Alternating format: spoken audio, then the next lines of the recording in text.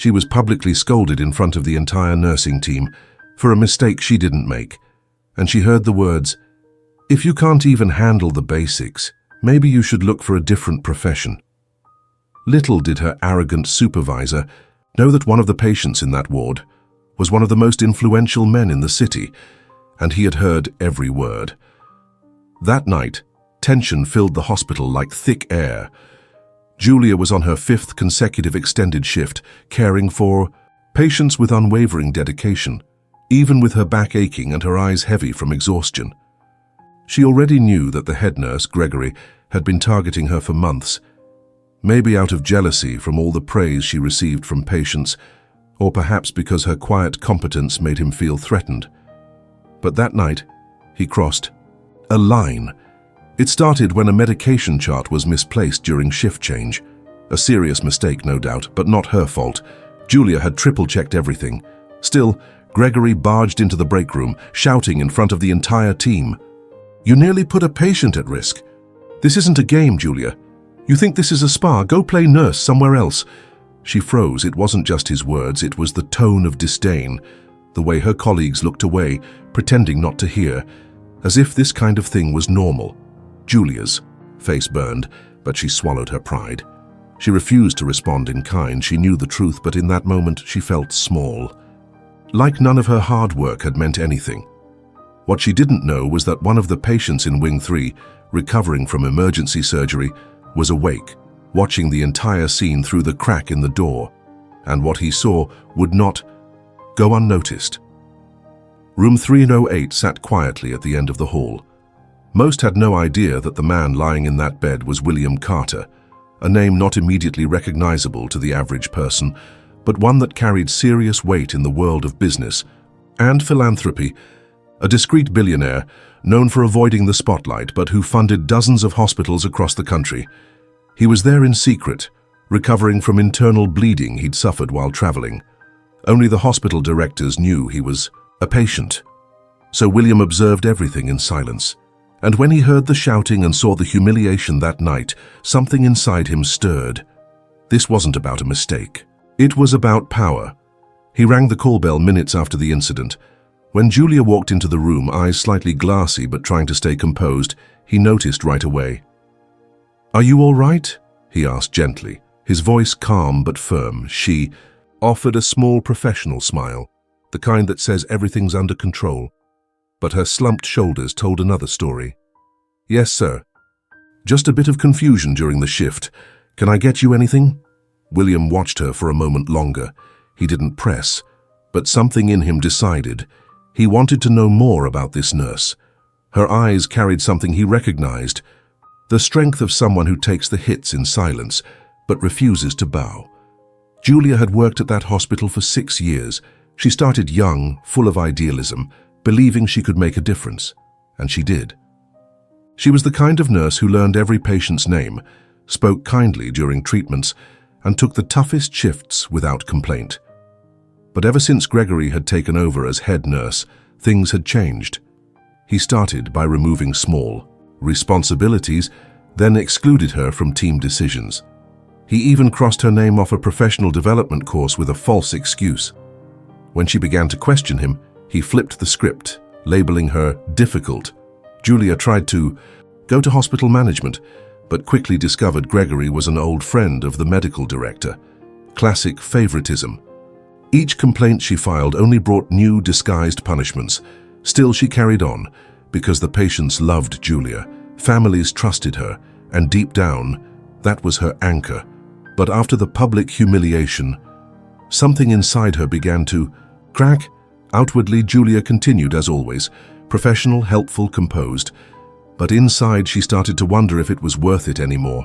That morning, as she wrapped up the shift report, she noticed a small folded note on the medication cart. "You deserve respect. 3 out of 8. She looked around. No one seemed to notice. She quietly took the note, folded it again with care, and slipped it into her coat pocket. And in that moment, something warm flickered inside her. For the first time in a long time, she felt seen. Meanwhile, William started to act. Quietly, he asked his personal assistant, who visited under an alias during off hours, to look into the hospital staff's backgrounds. He wanted to understand who Julia was, and who Gregory really was. What he found outraged him. Julia had glowing reviews from former supervisors. Gregory, on the other hand, had been transferred twice due to internal complaints that were conveniently covered up. He wasn't protected by merit but by connections.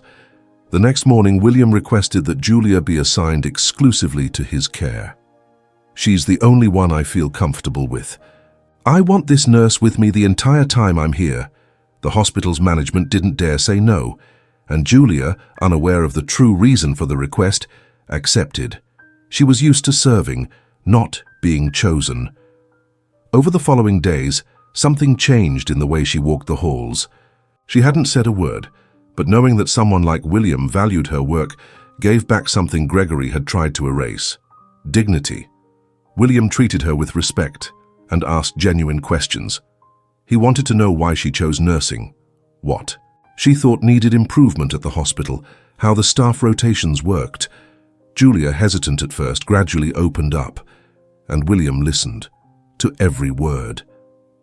During one of her shifts, she let something slip without realizing. "Sometimes, I wonder if it's still worth fighting in a place where who you know matters more than what you do," William replied with a calmness that cut through the air. "Then maybe the problem isn't you, but the people in charge." She smiled faintly, not really understanding what he meant. What she didn't know was that William Carter had more power than she could ever imagine, and he had already made a decision. He was going to use it, but he would do it the right way, quietly, without showy gestures or empty exposure. He believed true justice happens in silence, but changes everything. That morning, sunlight poured through the hospital windows as if trying to soften the weight of the past few days. Still, nothing seemed to ease the tension in the halls. Julia noticed it immediately. Conversations were short, glances darted quickly, and Gregory, usually so confident and smug, now walked with hesitant steps as if the ground beneath him was slipping. She didn't know it yet, but the winds had already shifted. Around 10 a.m., she was called to the central nurses' station. That was unusual. When she arrived, an administrative nurse simply said, "Mr. William Carter would like to speak with you in person. He's in the executive floor's conference room." Julia's heart skipped a beat. She had never stepped foot on that floor. It was where the upper management worked: plush carpets, thick doors, and the silent weight of unreachable authority.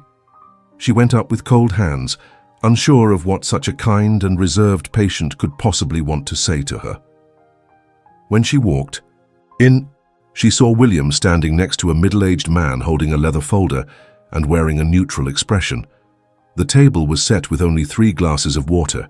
The atmosphere was calm, but filled with intent. "Julia, thank you for coming," William said with a slight smile. "Please have a seat." She obeyed, trying to hold her posture, even though she had no idea what this was about. "I know this may seem unexpected, but I'm not here as a patient. I'm here as someone who believes healthcare environments should be led by people who understand people, not just procedures." He nodded to the man beside him, who then opened the folder and took out a letter on official letterhead. "I'm about to open a new humanized rehabilitation center, a personal project, and I want it to be led by someone who treats lives with respect, like you do." Julia froze for a moment. I don't understand." William leaned in slightly, his voice both steady and kind. "You thought no one was watching, but I saw. I saw how you were treated. I saw how you stood your ground. And I also saw the excellence with which you cared for me. Even when your spirit was hurting." She bit her lip to hold back tears. "This offer is for you to become the head of nursing.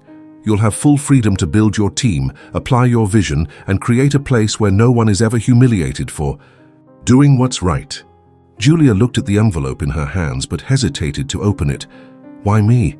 There are others with more experience, higher titles. Maybe, but none of them had the courage to stay fair in a place that wasn't. The silence that followed said more than any applause ever could. She took the envelope with trembling hands. She didn't open it there. She simply nodded and left the room with her heart racing. In the corridors, everything looked the same, but inside her, everything had changed. Gregory walked into the nursing wing with a different look on his face.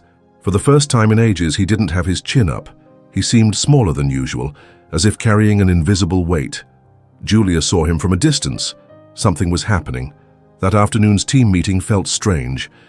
Nothing was said outright, but the exchanged glances between nurses, the quiet whispers, and even the absence of the clinical director, who always insisted on leading those meetings, made it clear. Something was shifting behind the scenes. Later, Julia found out an internal audit had been launched discreetly, based on formal complaints of administrative misconduct. Someone had submitted documents, email exchanges, altered records, and even anonymous testimonies confirming Gregory had manipulated schedules, tampered with reports, and targeted certain staff members. She didn't fool herself into thinking hospital leadership had suddenly grown a conscience. This only came to light because the person behind the complaint had a name too powerful to ignore: William Carter. In the days that followed, Gregory began to lose control. He had to surrender access to the system. He was removed from the duty roster. Every decision he made was now advised by a hastily formed oversight committee. He still tried to act as if nothing had changed, but everyone could see. The man who once silenced others now couldn't even get someone to bring him coffee. That Friday, Julia passed him in the hospital cafeteria. She was holding a clipboard to her chest. He walked in with his head down. When he saw her, he looked up and stopped. For a second, the silence between them felt heavy. He said nothing. But in his tired eyes, there was something close to a silent plea for forgiveness. Julia didn't smile. She didn't look away. She simply held his gaze, not with anger, but with a new calm. Not the calm of revenge, but of someone who had already won. Gregory moved on, and in that moment she knew she was no longer the same woman from a few weeks ago. It was a bright spring morning when Julia arrived at the address written on the envelope. What had once just been a project on paper now stood before her, almost unreal.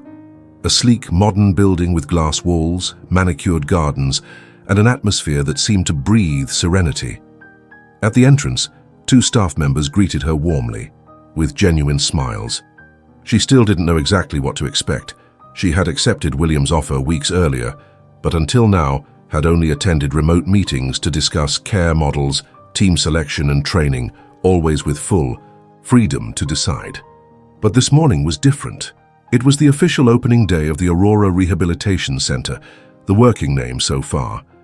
William had invited her to visit the space before the arrival of the first patients.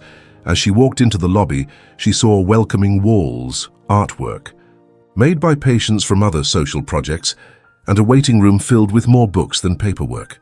Everything was designed with one goal in mind: to honor human dignity. But when she walked up the small central staircase, she stopped, eyes wide, hands trembling. There, mounted on a white wall, a frosted glass plaque read, "Julia Emerson Center." For those who care, even when no one is watching. She stood still. The world around her seemed to fall silent, as if time had paused just long enough for that moment to fully sink in. She read and reread the inscription, as if she couldn't believe it, as if seeing her name there was some kind of illusion. William quietly approached from behind. "I thought you deserved to be remembered, not for what was done to you, but for everything you are." Julia turned slowly, eyes filled with tears but steady, the kind of strength that had now become part of who she was. "I don't know what to say." "Then just keep being who you are. The rest what the world will see for itself." She took a deep breath and ran her hand gently over the plaque as if touching something sacred. In that moment, she understood. This wasn't just a tribute.